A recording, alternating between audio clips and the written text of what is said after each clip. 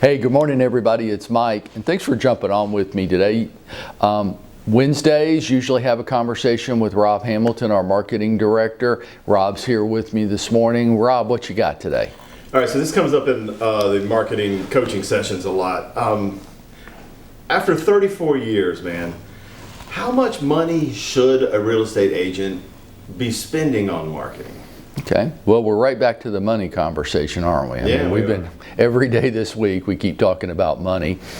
Monday and Tuesday, we talked about 6 priorities for real estate agents to handle their money responsibly. What are the priorities? And folks, if you missed that, go to my group page on Facebook, The Path to 20 Million, and we record these and host them all there. You can check them out. Review those 6 priorities. See where you agree with me. See where you disagree. And let me know if you disagree. I'd love to hear your opinion. Rob, to answer your question, so where do we spend our money and how much should we spend on marketing? That's a good question. I mean, I think it's one that all of us wrestle with. And what's the right amount? What's too much? Should I have 100 billboards around Atlanta and spend, $50,000, $100,000 a month? Do I need radio and TV? Do I do newsletters? And if so, do I hire somebody to do them for me? How much do I pay? How much do I spend? What's too much? What's too little? All these questions. So let's see if we can answer that. Okay. First, let me say this. I don't want to talk about spending money at all with anybody until you've checked all the free boxes. So until you can sit with me and say, yeah, I've done all the free things, Mike. I'm making a certain number of daily phone calls. And every week I have a video message, 60 to 90 seconds every week. And that goes out in an embedded email to my entire database. And I'm networking and interacting and following up with people. And my CRM is robust. And my social media, man, you should see my social media. It's good and it's consistent. Yeah. And I'm using video every day in my business.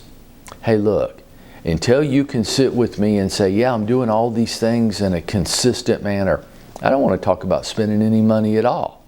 Because that gets into that category of trying to buy your business. There's people that are doing that in Atlanta. They're buying their business, and there is no doubt that they get a lot of trophies for big production numbers. They don't take home any money. Why? Because they make a lot of money and they're spending a tremendous amounts of money to make it. Let's take a look outside our industry as an example. Yeah. I drive around Atlanta. These attorneys, they beat us. There's a little group of attorneys, like there's a little group of real estate agents. How many billboards do these dudes own? And I say dudes, there's a woman that's doing it now too. And I see them on the side of MARTA buses. And they're all over social media, right? The strong arm of the law. They've all got their little cute taglines, right? How much money are they spending? Like, you come from this world. If you just had to seat of the pants ballpark it, the strong arm of the law, how much money you think that dude's spending a year? Millions. Millions. More or less than 5 million? Probably more, but less than 10. Okay, so he's spending somewhere between $5 and $10 million a year just on marketing. Yeah. So let's just round it up because 10's an easy number to multiply. So then that strong arm of the law, that dude's got to make $10 million just to break even. That's not true. When he makes that $10 million, he has to pay taxes. Oh, yeah. Okay, so no, he's got to make like $14 million. Yeah. Okay, and then that's under the assumption, and see, here's the problem for us, like you, real estate agent, listen to me right now, because people will sell to us like this, Rob. Well, Mike, if you just get one deal out of it, it pays for itself. Well, that's not true. Oh. That makes the assumption that every dollar I make is profit. Every dollar I make is not profit. All of us have expenses.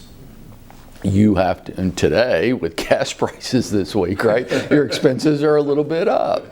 We all have expenses. Your brokerage is an expense for you. Your car, your business supplies. We have a lot of expenses in real estate. Every dollar I make is not profit. So Mr. Strong Arm, it's not $14 million that he has to make now. I'm going to guess that his business expenses probably in a normal world, we're going to run about 35% of his gross income. So there's another $3.5 million. So now we're up to $17.5 million. He has to make just to break even on the $10 million spend. That's a lot of money just to break even. Yeah. Okay. Hey folks, it's no different for us. The next time somebody says, but if you get one deal out of it, it pays for itself, smack them. Just reach across the table and smack them right upside the head. Because that's not true. That hurts my brain. It's so dumb. I wish every dollar I made was profit. Yeah. It's not. No business on the planet is. So Rob, to get back to answering your question, which might be a first for me. Look, until you check all the free boxes, don't spend $1. And then when you have checked all the free boxes and your initiative and motivation make you want to do even more, then come talk to me.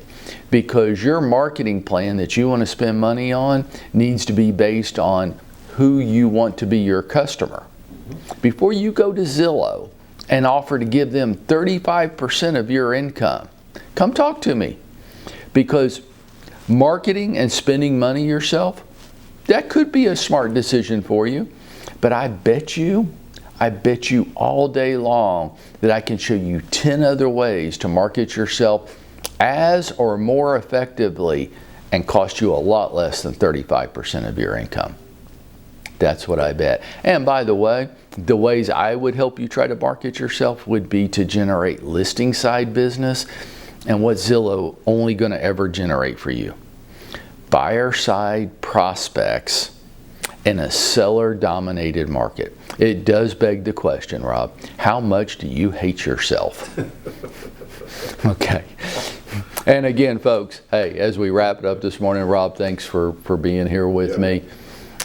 This is what we're doing. This is how you go out there and you make it happen for yourselves today.